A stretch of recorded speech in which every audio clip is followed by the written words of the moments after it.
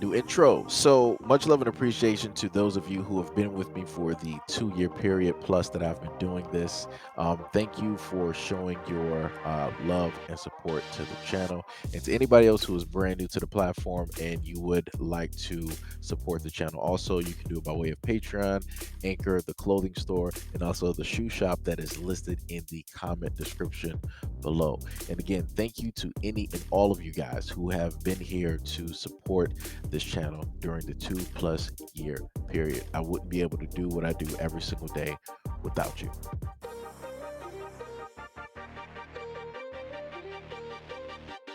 Elliot, Lauren, we are beginning to learn more details tonight about an alleged murder that took place inside one Parisio. I had a chance to speak with several residents here earlier this evening, and they tell me that they received an email from management about a domestic dispute, but did not provide more information other than that. Now, we have since learned from Miami PD that a stabbing took place here on Sunday night. And speaking with friends that knew the victim, the man killed was 27-year-old Christian Toby Abumuseli. He died after being transported by Miami Fire Rescue to JMH Trauma. We did have a chance tonight to speak with several of Abumuseli's close friends, and the news, as one can imagine, comes as quite a shock. Abumuseli, by all accounts, was caring and had a great spirit. Now, Abumuseli's close friends tell me that he recently moved to Miami with his girlfriend to live at one Parisio. We've also been told by Miami PD that one person has been detained concerning the stabbing. Abumuseli's girlfriend's name has not been revealed publicly due to the Baker Act, which enables families and loved ones to provide emergency mental health services and temporary detention for people who are impaired because of their mental illness, according to the University of Florida Health. NBC Miami reports that a woman was detained at the scene and later taken for a mental health evaluation. Others claiming to know the couple say that Abumuseli's girlfriend was an OnlyFans model who posted content just days after his passing. Put out to the residents. Please be advised that there was a domestic altercation that took place earlier today in one of our 01 line units. The local authorities arrived at the scene and are handling the matter. As such, they have requested that P1 elevator be taken out of service for the time being. And speaking with them, I've learned that we should be able to restore service early tomorrow morning. Rest assured, there are no safety concerns with our elevator nor the property. We apologize for any inconveniences this may have caused. Now, I want y'all to pay very close attention and to just look at what has been stated, right? This was stated from Because Miami. A witness stated there was blood all over the valet and he was bleeding out next to a 300K Rolls-Royce SUV. This was a bloody murder with loud screams and blood everywhere.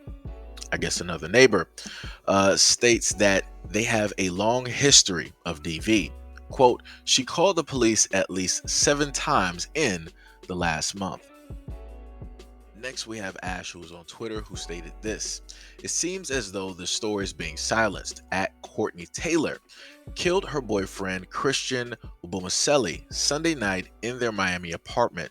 She's been Baker acted, so the news can't release her name. It's not confirmed whether or not she killed him in his sleep or if he was awake and this was during an altercation.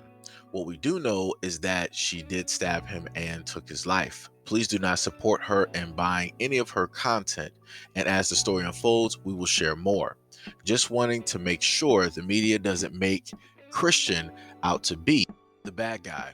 We're speaking on this because my boyfriend and I were closest to them in friendship, and after talking to their family, it seems as though they were in the dark about how toxic their relationship was and all the abuse that happened leading up to this. Police and news reporters have not given out the information. I'm hearing from some people that she's in the hospital, but they require a minimum of 72-hour hold, which means that she can be released within the upcoming hours.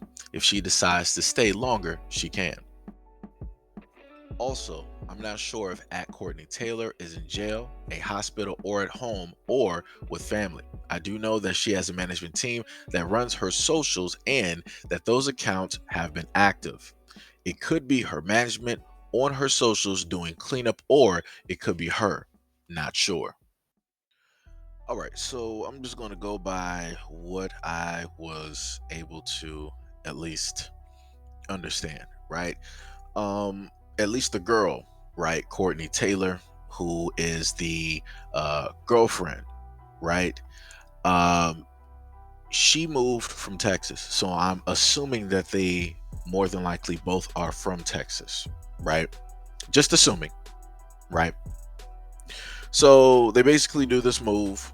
They end up here in Miami, and then they're living good for a little bit of time, and then out of nowhere, this event basically takes place, right?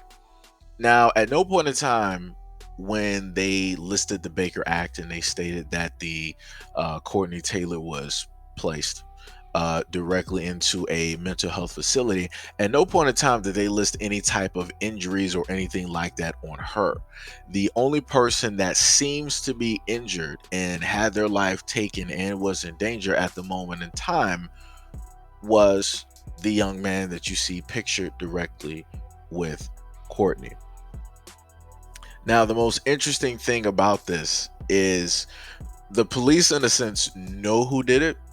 They more than likely have the person who did it, but because of the Baker Act, they're not going to say the name of the girlfriend and different things of that nature.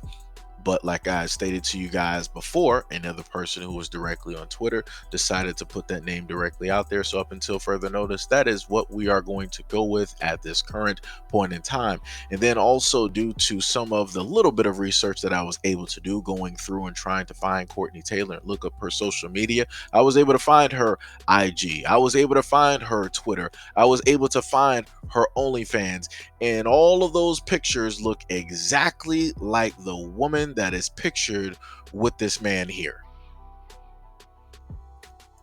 Like I said, the main thing that I try to at least tell black people by listing things out here is be very careful of the decisions and the choices that you decide to make and jump into.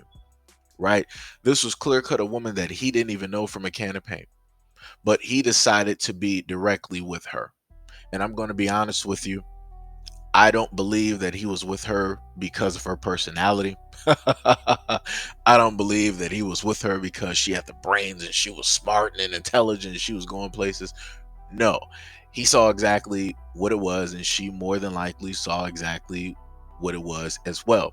Right? I'm guessing at least the young man had money, right? He was able to afford a Rolls Royce, SUV. The man, he was probably balling out of control, right? And he wanted somebody to be directly on his side, to be his side piece, to be his eye candy. And he went directly to this OnlyFans model, right? And they formulated some type of business deal or some type of relationship behind closed doors. However, that works out, that's between two consenting adults. But but the main thing about that relationship is that it costed him his life, right? So all of the smiles that he's doing in this picture, he's living happy and he's showing her off and different things like that. All of this costed him his life because he wanted to sit up there and show off, right? For a better term. And the main thing I try to tell a lot of black men out here is stop doing this. I would rather see y'all show off, by yourselves versus trying to show off with a woman directly on your side, because realistically, you don't know who any woman is directly out here. And especially, for example, of this story right here, where you decide that you want to be with a woman who looks nothing like you at all, this is what a very realistic chance looks like of what can potentially happen when you decide that you want to be with somebody else who looks nothing like you, who cares nothing for your culture, who cares nothing for you as a person. They just see you as money. And that's clearly more than likely what she was going for, just the money. She was going to make this huge scene and probably try to run off with something real quick. Like I said, she's about money. She's for money. That's what her whole platform, her whole visuals, are dependent on. If you look at her Twitter, if you look at her IG, if you look at her OnlyFans, all you see is her. You don't see nothing of him up there. There is no claims. No claims. Why? Because she has to sell a brand. She has to sell certain things in order to get her own money, which is what? Her body, which is the physical. And we all know what happens with the physical over time. It dies, right? It withers away. But she was out there trying to get the bag. She was out there trying to get it, while she can. And you had this man, while, he's sitting up there on top, he got his own throne. He's like, you know what? I need something to go along with this throne. I need something that can shine with me real quick. So he opted to sit up there and get a white girl. And that costed him his life. Like I said before, like, yo, at the end of the day, for a lot of black dudes out here, if you want to sit up there and shine, yo, you can sit up there and shine with another brother that's making money as well. Y'all both sitting up there collaborating, making businesses, making deals, sitting up there breaking bread. Y'all both making money. That's a beautiful sight. That's a beautiful sight. And you're not going to lose your life. But the way that you will end up losing your life is trying to go for women, and especially women like this. Especially women like this who have a history, historically speaking, doing things like this and crying wolf, or having the system or other individuals body blocking, shielding, and protecting her from the world. Because isn't it amazing how a black man had his life taken and the only other person that was there was a Caucasian individual, the only eyewitness that knows anything about what took place. Nobody else was taken into police custody. Nobody else was thrown and had shielded by the Baker Act. Nobody else was thrown and protected and being held in a mental health facility at this moment in time. But her. Ain't that something? That's real interesting.